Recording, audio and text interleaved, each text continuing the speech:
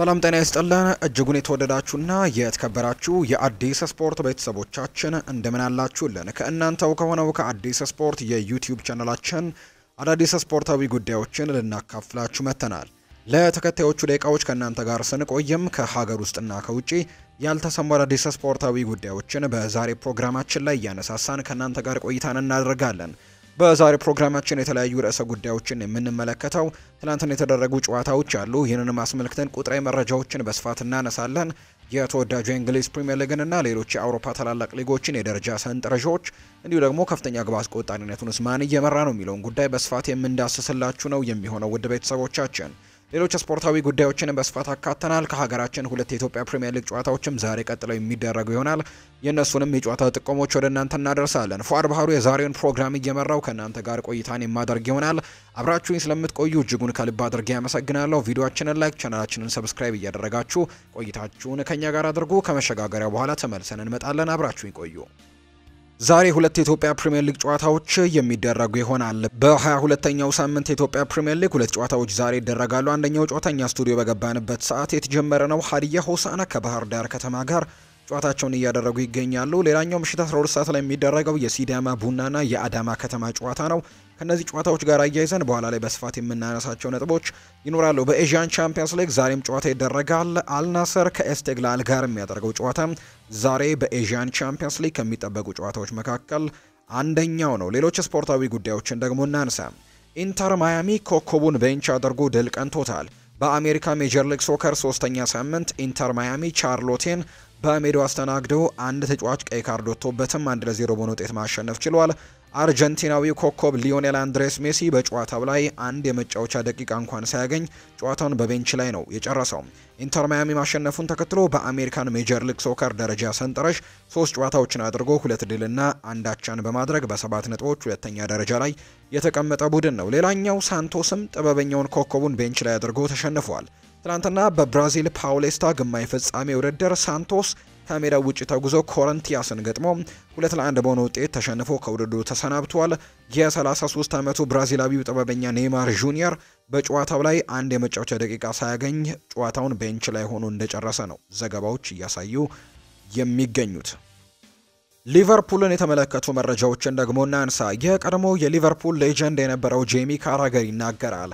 እንዴት ያለ ክሮስ ኳስን ለሚሎስ ኪርኬዝ ይለሱ ሁሉም ነገር ፍጹምነቱን ይናገራል። እንዴት ያለ ተጫዋች ነው! በዚህ ሲዝን ከዚህ የተሻለ ክሮስ መቼም አታይም ሲልም ነው እንዲሁ ስለ ሚሎስ ኪርኬዝ የተናገረው። ኪርኬዝ እድሜው 21 ዓመት ሲሆን በዚህ ሲዝን በሊጉ 5 አሲስቶችና 2 ጎሎችን ማስቆጠር ችሏል። ኪርኬዝ ትናንትና እንግዲህ ቦርንመዝ በሊጉ ከቶትንሃም ጋር 2-2 በተለያየበት ጨዋታ ለመጀመሪያው ጎል ያደረገውን ድንቅ አሲስት ነው እንግዲህ ይህንን ያደነቀው ጄሚ ካራገር።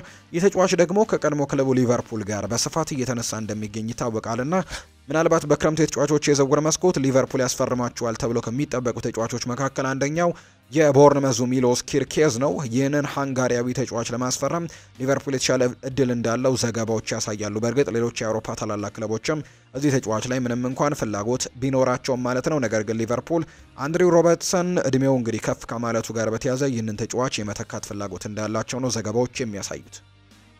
ማንቸስተር ሲቲን ደግሞ የተመለከቱ መረጃዎችን አሁን ላይ እናንሳ። ለእኛ ትልቁ ስኬት ሻምፒየንስ ሊግን ማለፍ ነው ብለዋል ጋርዲዮላ። የማንቸስተር ሲቲ ዋና አሰልጣኝ የሆነው ፔፕ ጓርዲዮላ ቡድናቸው በዚህ ዓመት ለቻምፒየንስ ሊግ ካለፈ ትልቅ ስኬት እንደሚሆንለት ነው የገለጸው። በዚህ ዓመት ለአውሮፓ ቻምፒየንስ ሊግ ማለፍ ለእኛ ትልቅ ስኬት ነው ያለ ሲሆን አሰልጣኝ ፔፕ ጓርዲዮላ ለቻምፒየንስ ሊግ ማለፍ እፈልጋለሁ፣ ይህንን ለማሳካት እንጥራለን፣ ለውድድሩ የማናልፍ ከሆነ ችግር ውስጥ እንገባለን ሲልም ፔፕ ጓርዲዮላ ሀሳቡን ሰጥቷል። ኬቨን ደ ብሩይናን ለቦሩሲያ ዶርትመንድ ባለማስፈረም ይጸጽተኛል ያለው ደግሞ የርገን ክሎፕ ነው። የርገን ክሎፕ በአሰልጣኝነት ህይወቱ ትልቁ ጸጸት ኬቨን ደ ብሩይናን በቦሩሲያ ዶርትመንድ እያለ አለማስፈረሙ እንደሆነ ይናገራል። ዶርትመንድ እያለው ደ ብሩይናን የማስፈረም እድሉን አግኝቼ ነበር ያለው ክሎፕ ዶርትመንድ እሱን ለማስፈረም ተቃርቦ ነበር፣ ነገር ግን አልሆነም ሲል ተናግሯል። በቼልሲ ቆይታው ያልተሳካ ጊዜን ያሳለፈው ቤልጅማዊ በጀርመን ቆይታው በየርገን ክሎፕ የሚመራው ዶርትሙንድን በዲኤፍቢ ፖካል ፍጻሜ አሸንፎ ለቮልስበርግ የመጀመሪያውን ዲኤፍቢ ፖካል ዋንጫንም ማስገኘቱ የሚታወስ ነው። ክሎፕ እንግዲህ ስላመለጠው ድል ሲናገር ዴብሮይና ይህንን ያከለ ቅርቤ ነበር፣ እሱን ማስፈረም አለመቻላችን ብቻ ሳይሆን እሱ በፍጻሜው ጨዋታ ላይም ቀጥቶናል፣ ሁለት ትልቅ ኪሳራ ነበር ሲሉም ነው የተናገሩት። የቡንደስሊጋ የ2014-15 የውድድር ዓመቱ ምርጥ ተጫዋች ዴብሮይና በ2015 በ54 ሚሊዮን ፓውንድ የኢቲሃዱን ክለብ ከተቀላቀለ በኋላ በማንቸስተሩ ክለብ በርካታ ዋንጫዎችን በማንሳት ቀዳሚውና ስኬታማው ተጫዋችም ነው። ፊል ፎደን እኔ አንድ የሲቲ ደጋፊ ነኝ ጓደኛዬ፣ ትልቅ አድናቂህም ነኝ። መልእክቴ ደርሰሃል ብዬ ተስፋ አደርጋለሁ። ከምርጥ ተጫዋቾች አንዱ ነህ። ምንም እያጋጠመ ቢሆን እንግዲህ ምንም ነገር ቢያጋጠመ ብቻህን አይደለህም። ጽና፣ በራስ መተማመንህ ይመለሳል። ደህና ሁንልኝ ብሎታል። እንግዲህ ይህኛውን ሀሳብ የሰጠው በትዊተር አንድ የማንቸስተር ሲቲ ደጋፊ ለፊል ፎደን የጻፈለት መልእክት እንደሆነ በርካቶች እየተቀባበሉት የሚገኝ መረጃ ነው። ፖል ሜርሰን ይናገራል። ከሲቲ ውጪ ማንም ቡድን ያለ አጥቂ ዋንጫ አሸነፈ የለም። ስለዚህ አርሰናል አጥቂ ሳይኖረው ዋንጫ ለማሸነፍ እጅጉን ይከብደዋል ሲል ተናግሯል። ማንቸስተር ሲቲዎች የ21 ዓመቱን ፍሎሪያን ቨርትስን ለማስፈረም ከተጫዋቹ ተወካዮች ጋር ንግግሮችን እያደረጉ እንደሚገኙ ፉትቦል ኢንሳይደር የተባለው የመረጃ ምንጭ ሀሳቡን አጋርቷል። ማንቸስተር ዩናይትድን የተመለከቱ መረጃዎችን እናንሳ። ትላንትና ማንቸስተር ዩናይትድ ከአርሰናል ጋር በተወዳጁ የእንግሊዝ ፕሪምየር ሊግ ጨዋታ ማድረጋቸው ይታወሳል። ሩበን አሞሪም ከትላንትናው ከጨዋታው ቀደም ብሎ እንግዲህ ደጋፊዎች ስላደረጉት ተቃውሞ ሀሳቡን ሰጥቷል። ይህንን ኃይል መጠቀም አለብን፣ ቢያንስ መላ ጉልበታችንን መጠቀምና ምንም ነገር ሳንሰጥም ጨዋታውን ማጠናቀቅ ይኖርብናል ሲልም ነው እንግዲህ ትላንትና ሀሳቡን ሰጥቶ የነበረው። ከጨዋታው በፊት ስለተፈጠረው ተቃውሞ ነው ሀሳቡን የሰጠው። የኔዘርላንድ ብሔራዊ ቡድን ዋና አሰልጣኝ ሮናልድ ኪውማን የፊት መስመር ተጫዋቹን ጆሹዋ ዘርክዚን ለምን በስብስባቸው ውስጥ እንዳላካተቱ ጥያቄ ሲቀርብላቸው ምላሽ ሰጥተዋል። አሁን ላይ ለመጥራት በቂ አይደለም፣ ለዚህ ነው በስብስባችን ውስጥ ሊካተት ያልቻለው። አሁን ላይ ለብሔራዊ ቡድናችን መጠራት የሚገባው ደረጃ ላይ አይደለም ብለዋል። ሆኖም ግን በቀጣዩ ምርጫ እኛ ከእርሱ የምንፈልገው ነገር ማሳየት ከቻለ ያለ ጥርጥር እንጠራዋለን ሲሉ ነው ሀሳባቸውን የሰጡት። እንግዲህ በዚህኛው ጥሪ ላይ እንዳልተካተተ ነው እየተገለጸ የሚገኘው ጆሹዋ ዘርክዚ። ተስፈኛው የተከላካይ ስፍራ ተጫዋች የሆነው አይደን ሄቨን በማንቸስተር ዩናይትድ ቤት ባደረገው የመጀመሪያው የሊግ ጨዋታ እጅግ ድንቅ እንቅስቃሴን በማሳየት ከብዙ ክለቦችም ደጋፊዎች ጭምር የጨዋታ ተንታኞችም አድናቆትን ማትረፍ ችሏል። ማንቸስተር ዩናይትድ ተጫዋቹን ከወር በፊት ከሰሜን ለንደኑ ክለብ አርሰናል ማስፈረሙ የሚታወስ ነው። ሆኖም ግን ማንቸስተር ዩናይትድ ተጫዋቹን ሲያስፈርም ቀላል እንዳልነበረለት ሲገለጽ፣ ከካታላኑ ክለብ ባርሴሎና ጨምሮ አይንትራክ ፍራንክፈርትም ከፍተኛ ፉክክር አጋጥሞት እንደነበር ነው የሚገለጸው። ሆኖም ግን የዩናይትድ ሰዎች በተጫዋቹ ላይ ያዩት አቅም እጅጉን እንዳስደሰታቸው ሲገለጽ፣ በዝውውሩ ላይ ፈጥነው ለመስራትም እንደወሰኑና ተጫዋቹን በቶሎ በእጃቸው ማስገባት መቻላቸው እንዲገለጽ አድርጎታል ነው እየተባለም የሚገኘው። በዚህም መሰረት ተጫዋቹ መፈረሙ ነው የሚነገረው። ዴንማርካዊው የማንቸስተር ዩናይትድ አማካይ ክሪስቲያን ኤሪክሰን ትላንትና ማንቸስተር ዩናይትድ ጨዋታውን ማሸነፍ ይገባው እንደነበር ገልጿል። አርሰናል ጥሩ ቡድን ነው፣ እነርሱ እንግዲህ በርካታ ጥሩ ጎኖች አሏቸው። እኛም በእነርሱ የጨዋታ ስልት ላይ መሰረት አድርገን ለጨዋታው ጥሩ እቅድ ነድፈን መጫወት ችለናል። ከኋላ ጥቅጥቅ ብለን በመከላከል በፈጣን ሽግግሮች ግቦችን ለማስቆጠር ሙከራ አድርገናል። ይሄ እቅዳችንም ስኬታማ ነበር ብዬ አስባለሁ። ሜዳ ላይ የምንችለውን ሁሉ አድርገናል። ጨዋታውን ማሸነፍ ይገባን ነበር ብዬ አስባለሁ። በሳምንቱ አጋማሽ ሪያል ሶሴዳድን ስንገጥም ትልቅ እምነት ይዘን ይሆናል ጨዋታውን ማሸነፍ ይኖርብናል። እያሰብንም ያለነው ብቸኛው ነገር የሐሙሱን ጨዋታ ስለማሸነፍ ነው ሲልም ነው ሀሳቡን የሰጠውና ትላንትና እንግዲህ በጨዋታው ላይ ጥሩ እንቅስቃሴ ማድረጋቸውን ጭምር የገለጸው። ሜሰን ማውንት፣ ፓትሪክ ዶርጉና ኮቢ ማይኖ የትናንትናውን ጨዋታ ለመመልከት ስቴዲየም በመገኘት ቡድናቸውን እንዳበረታቱ የሚያሳዩ ዘገባዎች ደግሞ አሁን ላይ እየወጡ ይገኛሉ። እነዚህ ተጫዋቾች ጉዳትና እንዲሁ ደግሞ ፓትሪክ ዶርጉ ቅጣት ላይ የሚገኝ ተጫዋች እንደሆነ ይታወቃል። በቀጣይ ጨዋታዎች ይመለሳል ተብሎ ነው የሚጠበቀው። እንግዲህ ሆይላንድ የራስ መተማመኑ ወርዷል እየተባለ ይገኛል። እንግዲህ ዴንማርካዊው የማንቸስተር ዩናይትድ ተጫዋች ራስመስ ሆይላንድ አሁን ላይ ጥሩ የራስ መተማመን እንደሌለው ነው የሚገለጸው። የቀድሞ የማንቸስተር ዩናይትድ ሌጀንድ የነበረው ሮይ ኪን ዴንማርካዊው የፊት መስመር አጥቂ ራስመስ ሆይላንድ በከፍተኛ ደረጃ የራስ መተማመኑን እንዳጣ ይገልጻል። አጥቂ ግቦችን ማስቆጠር ካልቻለ እንዲሁም ደግሞ ቡድን በቂ ግቦችን ማምረት ካልቻለ ነገሮች የግዱን መቀየር ይኖርባቸዋል። ሆይላንድ እንደሚታወቀው በቂ የግብ ዕድሎች አልተፈጠሩለትም። የሚፈጠሩለትን ጥቂት ዕድሎችም እየተጠቀመ አይደለም። የራስ መተማመኑ በከፍተኛ ደረጃ ወርዷል። ስለዚህም እርሱን ወደ ተጠባባቂ ወንበር ማውረድና በአካላዊም ሆነ በአእምሯዊ ጉዳዮች በደንብ ተሻሽሎ እስኪመለስም ድረስ ይህንን ተጫዋች መጠበቅ የተሻለ ይሆናል ሲልም ጭምር ነው የቀድሞ የማንቸስተር ዩናይትድ ሌጀንድ ሮይ ኪን ሀሳቡን የሰጠው። የተዘጋጀንበትን የጨዋታ ስልት ሜዳ ላይ ተግብረነዋል ብሏል ሩበን አሞሪም። ማንቸስተር ዩናይትዶች ትላንትና ከአርሰናል ጋር ጨዋታ ነበራቸው። እንግዲህ በቻምፒየንስ ሊግ ጨዋታ ከፒኤስቪ አይንድሆቨን ከፍተኛ ጫና ደርሶበት ሆኖም ግን እርሱን ጨዋታ በሚገባ ተቆጣጥረው አሸንፈዋል አርሰናሎች 7-1 በሆነ ሰፊ ውጤት። እኛም ደግሞ ከዚህ ልንማር ሞክረናል። በዚህኛው ጨዋታ ወደ ኋላ ተስበን ከተከላከልን ጨዋታውን በእጃችን ልናስገባና በሽግግር አደጋዎችን እንደምንፈጥር ተገንዝበን ነበር።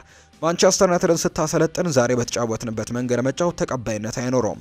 ሆኖም ግን ይህንን ያደረግነው ጨዋታውን ለማሸነፍ ብቻ በማሰብ ነበር። አንዳንድ ጨዋታን ለማሸነፍና 3 ነጥቡን ለመውሰድም እንደዚህ አይነት የማይጠበቁ ነገሮችን ማድረግ ይኖርብናል። ይሄ ክለብ መቼም እንግዲህ የሚወድቅ አይነት ቡድን አይደለም። ይሄ ግልጽ ነው። በቀጣይ አንሰራርተን እንነሳለን ሲልም ጭምር ነው ሩበን አሞሪም የተናገረው። አሞሪም የሚፈልገው ሁሉም ይደረግለታል ተብሏል። የቀድሞ የማንቸስተር ዩናይትድ ተጫዋች የነበረው ጋሪ ኔቨል ከትላንትናው ጨዋታ በኋላ በሰጠው አስተያየትም አሰልጣኝ ሩበን አሞሪም በቀጣይ ከዩናይትድ ባለስልጣናት ትልቅ ድጋፍ ይደረግለታል የሚል እምነት እንዳለው ይናገራል። እኔ እንደማስበው በክለቡ ያሉ ሁሉም ሰዎች እስከ መጨረሻው ድረስ እንደሚከላከሉለት ነው። በክረምቱ የዝውውር መስኮትም ቢሆን ለእርሱ የሚፈልገውን ያደርጉለታል ብዬ አስባለሁ።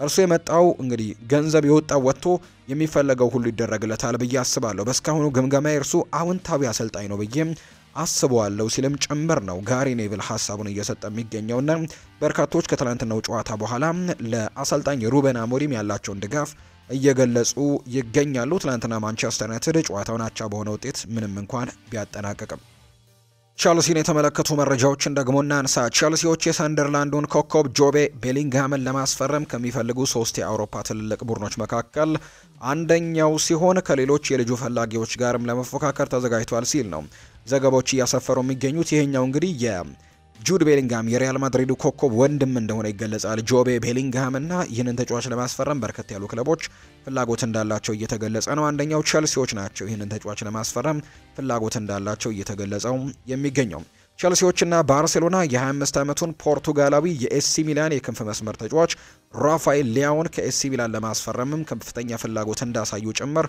ካልቺዮ መርካቶ የተባለው የመረጃ ምንጭ ደግሞ መረጃውን እያጋራ ይገኛል።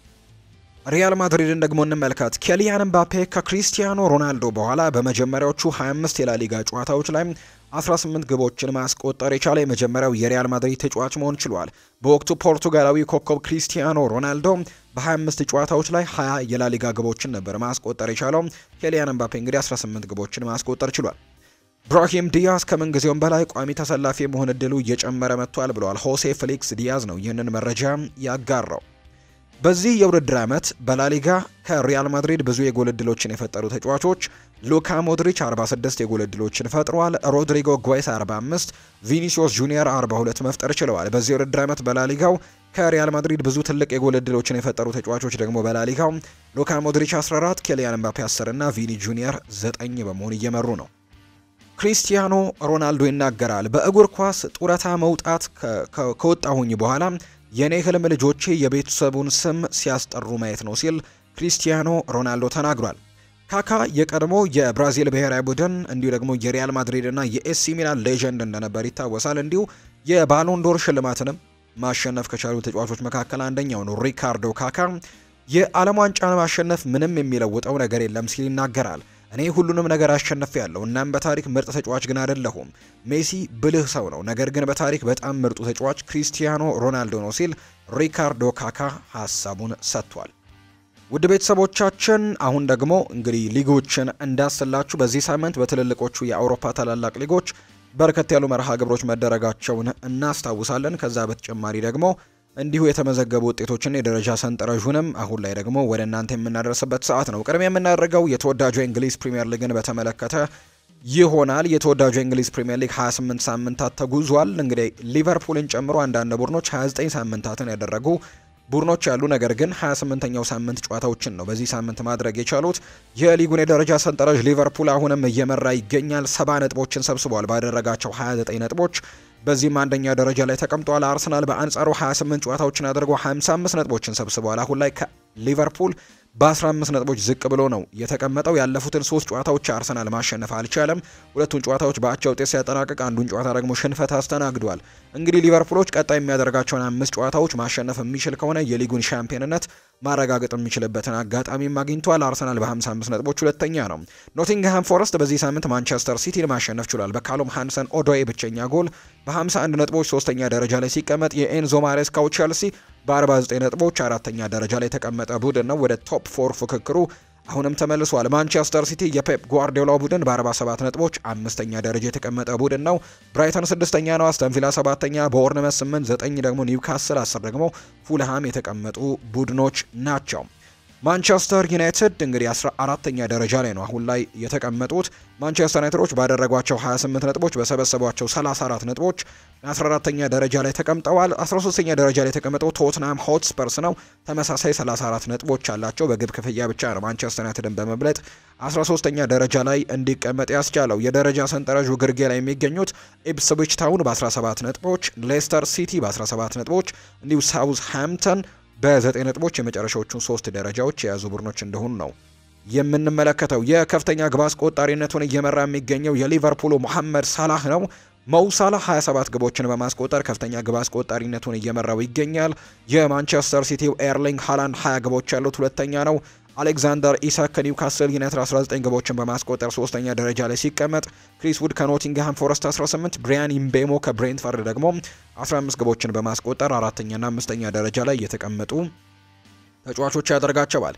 የአሲስቱንም ደረጃ እየመራ የሚገኘው መሐመድ ሳላህ ነው። ከሊቨርፑል 17 አሲስቶችን በማድረግ እየመራው ይገኛል። አንቶኒ ሮቢንሰን እና ቡካዮ ሳካ 10 አሲስቶችን በማድረግ እንዲሁ ደግሞ ሚኬል ድራምስጋርድም 10 አሲስቶችን በማድረግ እነዚህ ከሳላ ተከትለው የተቀመጡ ናቸው። ሶን ሂዩንግሚን 9 አሲስቶችን በማድረግ ተከትሎ የተቀመጠ ተጫዋች ነው። በፕሪሚየር ሊጉ የዚህ ሳምንት ውጤቶችና የደረጃ ሰንጠረዡ ይህን ነው የሚመስለው።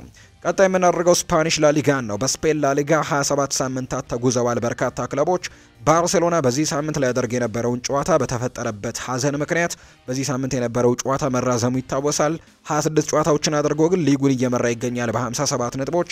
ሪያል ማድሪድ 27 ጨዋታዎችን አድርጓል። ከባርሴሎና አንድ የተሻለ ጨዋታን አድርጓል። ባርሴሎና አንድ ቀሪ ጨዋታ ይቀረዋል።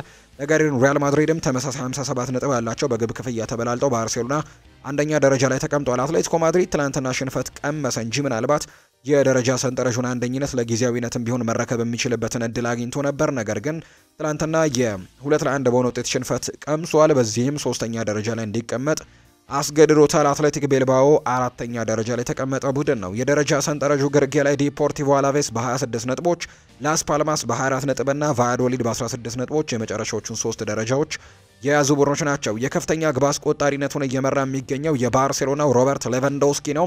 21 ግቦችን አስቆጥሯል። የሪያል ማድሪዱ ኬሊያን ምባፔ 18 ግቦችን በማስቆጠር ተከትሎት የተቀመጠ ተጫዋች ነው። አንቴ ቦሚደር 14 ግቦችን አስቆጥሯል። ኦይሃን ሳንሴት ከአትሌቲክ ቤልባኦ 13 ግቦችን አስቆጥሯል። እንዲሁ ራፊኒሃም ከባርሴሎና 13 ግቦችን ማስቆጠር የቻለ ተጫዋች ነው። የአሲስቱን ደረጃ እየመራ የሚገኘው የባርሴሎናው ላሚን ያማል ነው። 11 አሲስቶችን አድርጓል። ኢኒያኪ ዊሊያምስ ከአትሌቲክ ቤልባኦ 8 አሲስቶች ያሉት፣ አሌክስ ቤና ከቪያሪያል እንዲሁ ራፊኒሃ ከባርሴሎና 7 አሲስቶችን ማድረግ የቻሉ ተጫዋቾች ናቸው። አሊሃንድሮ ሮሜሮ እንዲሁ 6 አሲስቶችን አድርጓል። ዳንኤል ሮድሪጌዝም ከማዮርካ 6 አሲስቶችን ማድረግ ችሏል። እንዲሁ ጁድ ቤሊንጋም ከሪያል ማድሪድ፣ ሳኡል ኒጉዌስ ከሴቪያ እና ሰርሄ ካርዶና ከቪያሪያል 6 አሲስቶችን ያደረጉ ተጫዋቾች ናቸው። በስፓኒሽ ላሊጋ ውድድር በጣሊያን ሴሪኤም በዚህ ሳምንት ጨዋታዎች ቀጥለው እየተደረጉ ይገኛሉ። ሊጉ መሪ ላይ የሚገኙት ኢንተር ሚላን፣ ናፖሊ እና አታላንታ በዚህ ሳምንት ያደረጓቸውን ጨዋታዎች በሙሉ ሶስቱም ቡድኖች ማሸነፍ ችለዋል። ኢንተር ሚላን ሊጉን በ61 ነጥቦች እየመራው ይገኛል። ናፖሊ በ60 ነጥቦች ሁለተኛ ደረጃ ላይ ተቀምጧል። አታላንታ በ58 ነጥቦች ሶስተኛ ነው። ዩቬንቱስ በ52 ነጥቦች አራተኛ ደረጃ ላይ የተቀመጠ ቡድን ነው። ኤሲ ሚላን 9ኛ ነው የሚገኘው እንግዲህ 44 ነጥቦችን ሰብስቧል። የክላውዲዮ ራኒሪ ቡድን ሮማ እጅግ ድንቅ ጊዜ ላይ ነው የሚገኘው አሁን ላይ እንግዲህ በመጀመሪያዎቹ በሊጉ መጀመሪያዎች አካባቢ ጥሩ ጊዜ ላይ እንደማይገኙ እናስታውሳለን። አሁን ግን ያለፉትን ተከታታይ ጨዋታዎቻቸውን እያሸነፉ ይገኛሉ። በተለይ ክላውዲዮ ራኒሪ ከመጡ በኋላ እጅግ ድንቅ ጊዜን እያሳለፈ ይገኛል። ይህ ቡድን 46 ነጥቦችን ሰብስቦ 7ኛ ደረጃ ላይ የተቀመጠ ቡድን ሆኗል አሁን ላይ። ከዛ በተጨማሪ የሊጉ የደረጃ ሰንጠረዥ መጨረሻ ላይ የሚገኙት ኢምፖሊ፣ ቬኔዚያ እና ሞንዛ የመጨረሻዎቹን 3 ደረጃዎች የያዙ ቡድኖች ናቸው። የከፍተኛ ግብ አስቆጣሪነቱን እየመራ የሚገኘው የአታላንታው ማቴዮ ሬቴጊው ነው። 22 ጎሎችን አስቆጥሯል። ሞይስኪን ከፊዮረንቲና 15 ግቦች ያሉት፣ አዶሜላ ሉክማን ከአታላንታ 13 ግቦችን ያስቆጠረ ተጫዋች ነው። ማርከስ ቱራምም ከኢንተር ሚላን 13 ግቦች ያሉት፣ ላውታሮ ማርቲኔዝ የአምናው የከፍተኛ ግብ አስቆጣሪው አሸናፊ 10 ግቦችን ያስቆጠረው፣ ሊዮሬንዞ ሉካ እና ሮሜሎ ሉካኩም 10 ግቦችን በከፍተኛ ግብ አስቆጣሪነቱ ማስቆጠር ችለዋል። የአሲስቱን ደረጃ ኑኖ ታቫሬስ እና ሮሜሎ ሉካኩ በ8 አሲስቶች እየመሩት ይገኛሉ። ራፋኤል ሊያው 7 አሲስቶች ያሉት፣ ክሪስቲያን ፖሊሲክ፣ ማቲ ዛካኝ እንዲሁ ራኡል ቤላኖቫ እና ቫለንቲን ላዛሮ ደግሞ እነዚህ 6 አሲስቶችን ማድረግ የቻሉ ተጫዋቾች ናቸው። በጣሊያን ሴሪኤ የጀርመን ቡንደስሊጋን እንመልከት። በጀርመን ቡንደስሊጋ የሊጉ መሪ ላይ የሚገኙት ሁለቱ ቡድኖች ባየር ሚኒክ፣ ባየር ሌቨርኩዘን በዚህ ሳምንት ያደረጉትን ጨዋታ ሽንፈት ቀምሰዋል። ባየር ሚኒክ 25 ጨዋታዎችን አድርገው በሰበሰባቸው 61 ነጥቦች በአንደኛ ደረጃነት ተቀምጠዋል። ባየር ሌቨርኩዘን በ53 ነጥቦች ሁለተኛ ደረጃ ላይ የተቀመጠው ቡድን ነው። ማይንዝ በ44 ነጥብ ሶስተኛ ነው። አይንትራክ ፍራንክፈርት በ42 ነጥቦች አራተኛ ደረጃ ላይ ተቀምጠዋል። ያለፉትን 3 ጨዋታዎች በተከታታይ ተሸንፏል አይንትራክ ፍራንክፈርት። እንግዲህ የአርቢ ላይፕዚግ ደግሞ 6ኛ ደረጃ ላይ የተቀመጠ ቡድን ነው። ቦሩሲያ ዶርትመንድም ጥሩ ጊዜን እያሳለፈ አይገኝም። ዘንድሮ 10ኛ ደረጃ ላይ የተቀመጠ ቡድን ነው። ቦሃም በ20 ሆልስቲን እና ሄዲንሃም 17 እና 16 ነጥቦችን ሰብስበው የመጨረሻዎቹን 3 ደረጃዎች የያዙ ቡድኖች ናቸው። የከፍተኛ ግብ አስቆጣሪነቱን እየመራ የሚገኘው ሃሪ ኬን ነው። 21 ግቦችን አስቆጥሯል። ፓትሪክ ሺክ 16 ግቦችን ያስቆጠረ ተጫዋች ነው። ሁለተኛ ነው ኦማር መርሙሽ የቀድሞው የአይንትራክ ፍራንክፈርት ተጫዋች አሁን ላይ ማንቸስተር ሲቲ ነው የሚገኘው። 15 ግቦችን አስቆጥሯል። ጆናታን ቡርካት 14 ግቦችን፣ ሰርኪው ጉራይሲ እና ቲም ደግሞ 14 ግቦችን ያስቆጠሩ ተጫዋቾች ናቸው። የአሲስቱን ደረጃ እየመራ የሚገኘው ፍሎሪያን ቨርትስ ነው። 10 አሲስቶችን አድርጓል። ኦማር ማርሙሽ 9 አሲስቶች ነበሩት። አሁን ግን እዛ ሊግ ላይ አይገኝም። ሙሐመድ አሙራ 8 አሲስቶችን አድርጓል። ግራኒት ጃካ፣ ማርቪን ዱካት፣ ሚካኤል ኦሊሴ፣ ፓስካል ግሮብ እና ቪቼንዞ ግሪፎ 7 አሲስቶችን በጀርመን ቡንደስሊጋ ማስመዝገብ የቻሉ ተጫዋቾች ናቸው። ሌላኛው የምንመለከተው የፍሬንች ሊግ ዋንን ነው። በፍሬንች ሊግ ዋንም በዚህ ሳምንት እንግዲህ ትልልቅ ጨዋታዎች ቀጥለው ተደርገዋል። የሊጉ መሪ ላይ የሚገኘው ፓሪስ ሰን ዠርሜን ድል ሲቀናው፣ በአንጻሩ የሮቤርቶ ዲ ዘርቢው ኦሎምፒክ ደ ማርሴ በዚህ ሳምንት ያደረገውን መርሃ ግብር ሽንፈት ቀምሷል። ፓሪስ ሰን ዠርሜኖች እንግዲህ የዚህን ጨዋታ ማሸነፋቸውን ተከትሎ ነጥባቸውን 65 በማድረስ በአንደኝነት ተቀምጠዋል። ኦሎምፒክ ደ ማርሴ በ49 ነጥቦች ሁለተኛ ነው። ኒስ ደግሞ በ46 ነጥቦች ሶስተኛ ደረጃ የተቀመጠ ቡድን ሆኗል። የደረጃ ሰንጠረዡ ግርጌ ላይ ሊ ሃርቬ፣ ሴንት ኢቲየን እና ሞምፔሌ ይገኛሉ። የከፍተኛ ግብ አስቆጣሪነቱን እየመራ የሚገኘው ኦዝማን ዴምቤሌ ነው። 20 ግቦችን አስቆጥሯል። ሜሰን ግሪንውድ 15 ግቦች አሉት። ጆናታን ዴቪድ ከሊል 14 ግቦችን ያስቆጠረ ነው። ብራድሊ ባርኮላ ከፓሪስ ሰን ዠርሜን 13 ግቦችን አስቆጥረዋል። አማዱ ደግሞ እንዲሁ ደግሞ ኢማኑኤል ኢማንጋም እነዚህ ሁለት ተጫዋቾችም 11 ግቦችን በማስቆጠር ተከትሎ የተቀመጡ ናቸው። የአሲስቱን ደረጃ ሬያን ቻርኪ ነው በ9 አሲስቶች እየመራ የሚገኘው። ዣኦ ኔቬስ 8 አሲስቶችን በማድረግ ይከተላል። ብራድሊ ባርኮላ 7 አሲስቶች ያሉት። ዳንኤል ባካባ፣ ኢቫን ጉሴንደስ፣ ጌታን ፔሪን፣ ሉዶቪች ብላስ እና ሞይሲስ ሳይመን እነዚህም 7 አሲስቶችን በፍሬንች ሊግ ዋን ማስመዝገብ የቻሉ ተጫዋቾች ናቸው። የመጨረሻ ዳሰሳችንን የምናደርገው ከአውሮፓ ወጣ ብለን በሳዑዲ ሊግ ይሆናል። በሳዑዲ ፕሮ ሊግ በዚህ ሳምንትም ጨዋታዎች ተደርገዋል። የሊጉ መሪ አል ኢቲሃድ በዚህ ሳምንትም ማሸነፍ አልቻለም። 3 ተከታታይ ሳምንታትን በአቻ ውጤት ነው ያጠናቀቀው። አልሂላል በዚህ ሳምንት ያደረገውን ጨዋታ ሲያሸንፍ፣ አልናስር በዚህ ሳምንት ያደረገውን ጨዋታ ማሸነፍ አልቻለም። እሱም በአቻ ውጤት ነው ጨዋታውን ያጠናቀቀው። አልኢቲሃዶች 58 ነጥቦችን በመሰብሰብ በአንደኝነት ተቀምጠዋል። አልሂላል በ54 ነጥቦች ሁለተኛ ነው። አልቃዲሲያ በ51 ነጥብ ሶስተኛ ደረጃ ላይ ሲቀመጥ፣ አልናስር 48 ነጥቦችን ይዞ አራተኛ ነው። አልአህሊ ሳዑዲም በ48 ነጥቦች አምስተኛ ደረጃ የተቀመጠ ቡድን ያደርገዋል። የከፍተኛ ግብ አስቆጣሪነቱን ክሪስቲያኖ ሮናልዶ ነው እየመራ የሚገኘው 18 ግቦች ያሉት። አይቫን ቶኒ ከአል አህሊ ሳዑዲ 16 ግቦችን በማስቆጠር ሁለተኛ ነው። ካሪም ቤንዜማ እና ማርኮስ ሊዮናርዶ እነዚህም 16 ግቦችን ያስቆጠሩ ተጫዋቾች ናቸው። የአሲስቱን ደረጃ እየመራ የሚገኘው ሙሳ ዲያቢ ነው ከአል ኢቲያድ 13 አሲስቶች ያሉት። ሳሊም አል ዳውስሪ 10 አሲስቶችን በማድረግ ሁለተኛ ሲቀመጥ፣ ካሪም ቤንዜማ 8 አሲስቶችን ያደረገ ተጫዋች ነው። እንዲሁ ሳዲዮ ማኔ በ7 አሲስቶች ደግሞ ተከትሎ የተቀመጠ ተጫዋች ነው። በዚህ ሳምንት የተደረጉ የአውሮፓ ታላላቅ ሊጎች ዳሰሳዎቻችን ደግሞ እነዚህን ነው የሚመስሉት። ዛሬ የሚደረጉ ሁለት የኢትዮጵያ ፕሪሚየር ሊግ ጨዋታዎችን በመጠኑ እናስታውሳችሁና የዛሬ ፕሮግራማችንን እናብቃ። ሀዲያ ሆሳዕና ከባህር ዳር ከተማ ጋር ጨዋታቸውን ያደርጋሉ። ወይም እኛ ስቱዲዮ በገባንበት ሰዓት ጨዋታው ተጀምሯል።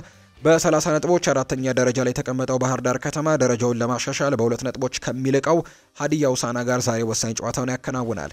ለሽግግሮችና ለመስመር አጨዋወቶች ቅድሚያ የሚሰጠው ባህር ዳር ከተማ በቅርብ ሳምንታት የመጨረሻ የግብ ዕድሎችን በመፍጠር ረገድ አዎንታዊ ለውጦችን አምጥቷል። ነገር ግን ጠንካራ የመከላከል ውቅር ባለውና እምብዛም ክፍተት የማይሰጥ ተጋጣሚ የኋላ ክፍል ላይ ክፍተቶችን ለማግኘት መፈተኑ የሚቀር አይመስልም። የቡድኑ የፊት መስመር ባለፉት 3 ጨዋታዎች 6 ግቦችን ማስቆጠር ቢችልም ተጋጣሚው ባለፉት 3 ጨዋታዎች 1 ግብ ብቻ ያስተናገደና ጠንካራ የመከላከል አደረጃጀት ያለው ቡድን እንደመሆኑ የሚጠበቀው ፈተና ግን ቀላል ይሆናል ተብሎ አይጠበቅም።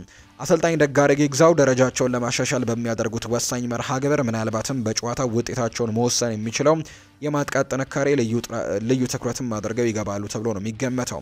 በ32 ነጥቦች 3ኛ ደረጃ ላይ የተቀመጡት ሀዲያ ሆሳዕናዎች ኢትዮጵያ ቡና ከተከታታይ ጨዋታዎች በኋላ ነጥብ መጣሉን ተከትሎ ደረጃቸውን የሚያሻሽሉበት እድልም አግኝተዋል። 6 ተከታታይ ድሎችን አስመዝግቦ በደረጃ ሰንጠረዡ አናት አካባቢ የነበረው ሀዲያ ሆሳዕና በቀጣዮቹ ጨዋታዎች ውስን መንገጫገጮችን ቢገጥማቸው አሁንም ከመሪዎቹ ጎራ ግን አራቀም።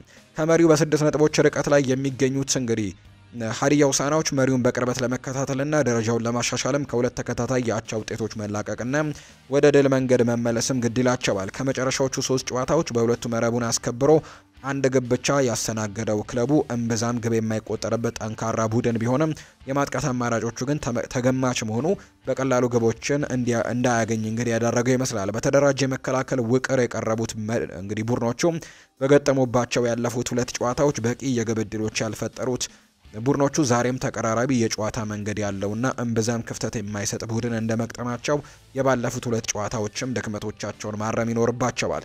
የአሰልጣኝ ግርማ ታደሰ ቡድን ከተጠቀሱት 2 ጨዋታዎችም እድሎችን በመፍጠር ረገድ ከተጋጣሚው የተሻለ እንቅስቃሴን ማድረጉ ባይካድም ተጋጣሚው ባህር ዳር ከተማ በሊጉ ጥቂት ግቦችን ካስተናገዱ 3 እንግዲህ ክለቦች አንዱ እንደመሆኑ በብዙ ረገድም በተሻለ ማጥቃት ጥንካሬ ላይ ወደ ጨዋታውም መቅረብ ግድ ይለዋል ተብሎ ነው የሚታሰበው። የዛሬው ጨዋታ ጥንቃቄ ምርጫቸውን ያደረጉና የመልሶ ማጥቃት እድሎችን ለመጠቀም ጥረት የሚያደርጉ ቡድኖችን የሚያገናኝ እንደመሆኑ የነጥብ መቀራረቡ ከሚፈጠረው ፍልሚያ በተጨማሪ የሜዳ ላይ እንቅስቃሴውም ተጠባቂ ያደርገዋል። በሀዲያ ሆሳዕና በኩል መለሰ ሚሻሞ፣ በረከት ወንድሙና ጫላ ተሽታ አሁንም በጉዳት የማይኖሩ ሲሆን ቃላቦ ብሸት ከቅጣት ይመለሳል። የተቀሩት የቡድኑ አባላት ለወሳኙ ጨዋታ ዝግጁ ናቸው። በጣና ሞገዶቹ በኩል ፍሬዘር ካሳ ቅጣቱን ባለመጨረሱ በዛሬው ጨዋታ አይኖርም። የተቀሩት የጣና ሞገድ አባላት ግን ለጨዋታው ዝግጁ ናቸው ተብሎ ይታሰባል። ሁለቱ ቡድኖች እስካሁን 9 ጊዜ ሲገናኙ ሁለቱም በተመሳሳይ 4 ጊዜ ሲያሸንፉ በአንድ ጨዋታ ደግሞ አቻ ተለያይተዋል። በግንኙነቱ የጣና ሞገዶቹ 7 ነብሮቹ ደግሞ 5 ግቦችን ማስቆጠር የቻሉ ናቸው። ሌላኛው የሚደረገው ጨዋታ ሲዳማ ቡናን ከአዳማ ከተማ ጋር የሚያገናኘው ጨዋታ ነው። በ22ኛው ሳምንት ሁለተኛው የጨዋታ ዕለት መርሃ ግብሮች መካከል ሲዳማ ቡናና አዳማ ከተማን የሚያገናኘው ጨዋታ የዛሬው ሌላኛው መርሃ ግብር ነው። በ25 ነጥቦች 11ኛ ደረጃ ላይ የተቀመጡት ሲዳማ ቡናዎች ከናፈቃቸው ድል ጋር ታርቀው ደረጃቸውን ለማሻሻል አዳማ ከተማን ይገጥማሉ። ሲዳማ ቡናዎች ባለፉት 3 መርሃ ግብሮች ተከታታይ የአቻ ውጤቶችን አስመዝግበዋል። ከወራጅ ቀጠናው የመውጣት ዓላማ ይዞ ወደ ሜዳ የሚገባውም አዳማ ከተማን የሚገጥምበት ጨዋታ የሁለተኛውን ዙር አይን ገላጭ ድል ለማግኘትም ዘርፈ ብዙ መሻሻሎችን ማድረግ ይኖርባቸዋል። ቡድኑ በእርግጥም ከባድ ተፋላሚ በገጠመበት የመጨረሻው ሳምንት ጨዋታ ለክፉ የማይሰጥ እንቅስቃሴን አድርጎ ነጥብ ተጋርቶ መውጣቱ በአውንታነት የሚጠቀስለት ነጥብ ቢሆንም የቡድኑ የማጥቃት አጨዋወት ግን አሁንም ወደ ውጤታማነት መድረስ አልቻለም። አሰልጣኝ አዲሴ ካሳ ከሀዲያ ሆሳዕና ጋር አቻ ከተለያዩበት ጨዋታ በኋላ የማጥቃት ክፍሉን ለማስተካከልም በቀጣይ በፈጣን ሽግግሮች ለመጫወትና ተጋጣሚው በሚተወው ክፍት ቦታ ላይ ያነጣጠረ የአጨዋወት አቀራረብ ይዘው እንደሚቀርቡ ፍንጭ መስጠታቸውን ተከትሎ በቡድኑ አጨዋወት ውስን ለውጦች ሊኖሩ እንደሚችሉ ይገመታል። ቡድኑ በዛሬው ዕለትም በሊጉ ከፍተኛ የግብ መጠን ያስተናገደውን አዳማን እንደ መቅጠማቸው የሚጠበቀው ፈተና ከባለፉት ጨዋታዎች አንጻር አናሳ ይሆናል ተብሎ የሚገመት ቢሆንም ባለፉት 7 ጨዋታዎች 3 ግቦችን ብቻ ያስቆጠረው የማጥቃት አጨዋወቱ ግን የግብ ዕድሎችን በመፍጠር ረገድ እንግዲህ ያለበት ድክመትን ለመቅረፍም ግድ ይለዋል ተብሎ ነው የሚታሰበው። በ19 ነጥቦች 16ኛ ደረጃ ላይ የተቀመጡት አዳማ ከተማዎች ከዛሬው ጨዋታም እንግዲህ ሙሉ ነጥብ ይዞ ለመውጣት የሚችሉ ከሆነ ቢያንስ የአንድ ደረጃ መሻሻልም ያገኛሉ ተብሎ ነው የሚታሰበው። ከ6 ጨዋታዎች 1 ነጥብ ብቻ ካገኙበት ከተከታታይ ሳምንታትም ደካማ ውጤት በኋላ ኢትዮ ኤሌክትሪክን በማሸነፍ ሁለተኛውን ዙር የጀመሩት አዳማ ከተማዎች በአርባ ምንጭ ከተማ ከደረሰባቸው ሽንፈት በቶሎ አጋግመው ደረጃቸውን ለማሻሻል ወደ ሜዳ ይገባሉ። የላላው መከላከል አደረጃጀታቸው የአዳማ ከተማ ዋነኛ ድክመት ነው። በሊጉ 28 ግቦችን በማስተናገድ ደካማ የመከላከል ቁጥር ያስመዘገበው ቡድኑ በዛሬው ጨምሮ በቀጣይ መርሃ ግብሮችም ወደ ውጤት ጎዳና ለመምጣትም የተጠቀሰውን ድክመት መቅረፍም ግድ ይለዋል። ለተከታታይ 5 ጨዋታዎች ኳስና መረብን ማገናኘት አቅቶት የነበረው የቡድኑ የፊት መስመርም በቅርብ ሳምንታት ያሳየው መሻሻል በቡድኑ ከሚነሱ አዎንታዊ ነገሮችም በቀዳሚነት ይጠቀሳል። ለ450 ደቂቃዎች ግብ ሳይቆጠር ከዘለቀ በኋላ በመጨረሻዎቹ 2 ጨዋታዎችም 3 ግቦችን ያስቆጠረው ጠንካራ ጎንም ዛሬ መቀጠል የሚገባው ጥንካሬ ነው። በሲዳማ ቡና በኩል ያሬድ ባዬና ደስታ ዮሐንስ አሁንም ለዛሬው ጨዋታ የማይደርሱ ሲሆን የመስፍን ታፈሰ የመሰለፍ ነገርም አጠራጣሪ ነው። አንተነህ ተስፋዬና ፍራኦል መንግስቱ ግን ከጉዳታቸው አገግመው ለዛሬ ጨዋታ ይቀርባሉ። ሌላው የቡድኑ አባላትም ለጨዋታ ዝግጁ ናቸው። በአዳማ ከተማ በኩል ግን ግብ ጠባቂው ዳግም ተፈራ በጉዳት ረመዳን ሸሪፍ ደግሞ በቅጣት የማይኖሩ ሲሆን የስንታየው መንግስቱና የፍቅሩ አለማየሁ መሰለፍም አጠራጣሪ እንደሆነ ነው እየተገለጸ የሚገኘው። በአንጻሩ ረዘም ላሉ ሳምንታት በጉዳት ላይ ያልነበረው ቢኒያም አይተን ለጨዋታው ዝግጁ መሆኑ ተረጋግጧል። ሁለቱ ቡድኖች ከዚህ ቀደም በተገናኙባቸው 27 ጊዜያት ሲዳማ ቡና 9 አዳማ ከተማ ደግሞ 7 ጊዜ ድል ሲቀናቸው 11 ጨዋታዎችን በአቻ ያጠናቀቁ ናቸው። በግንኙነታቸው ሲዳማ ቡናዎች 23 አዳማዎች ደግሞ በተመሳሳይ 23 ግቦችን ማስቆጠር የቻሉበትን አጋጣሚ ነው የተመለከት ነው። የተወደዳችሁና የተከበራችሁ ቤተሰቦቻችን ለዛሬ ያዝነላችሁ አዳዲስ ስፖርታዊ ጉዳዮቻችን እነዚህን ይመስላሉ። ስላደመጣችሁን፣ ስለተከታተላችሁን፣ ስለምጽፉልን እጅጉን ከልብ አድርገን እናመሰግናለን። ቪዲዮአችንን ላይክ፣ ቻናላችንን ሰብስክራይብ እያደረጋችሁ ቆይታችሁን ከኛ ጋር ያደረጋችሁ በሙሉ እጅጉን ከልብ አድርገን ነው የምናመሰግነው። ፉአድ ባሩ ፕሮግራሙን እየመራው ከእናንተ ጋር ቆይታን አድርጌያለሁ። በነገው ፕሮግራማችን ሌሎች ርዕሰ ጉዳዮችን ይዘን ዳግም ተመልሰን የምንገናኝ ይሆናል። መልካም ጊዜ እንዲሆንላችሁ በአክብሮት ተመኘው።